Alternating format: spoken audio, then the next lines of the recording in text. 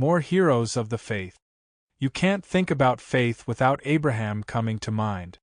We have seen in this letter to the Hebrew Christians that the worship of God leads to faith in God, and it leads to work for God. It leads to doing the thing God wants you to do.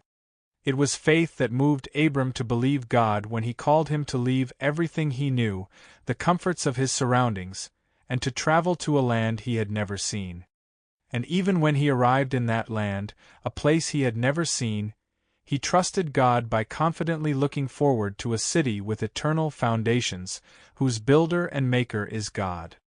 Even Sarah, despite her advanced age, was able to believe God when he promised to give her a child, a son through which God would keep his promise to Abraham.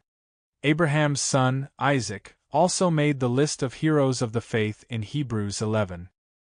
His faith in God and in his word compelled him to bless both his sons, Jacob and Esau, as a sign that he trusted God's provision for both of their lives. Jacob lived a life of faith in relation to his father, his son Joseph, and his grandsons. But the Bible highlighted one thing out of his life when he was dying. You must wait until the end of this man's life before you can say he was a man of faith.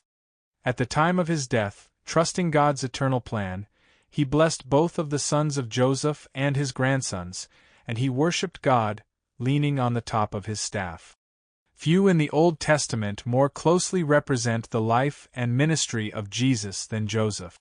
He epitomizes the picture of Christ. Read his story for more detail, it will thrill you how God worked.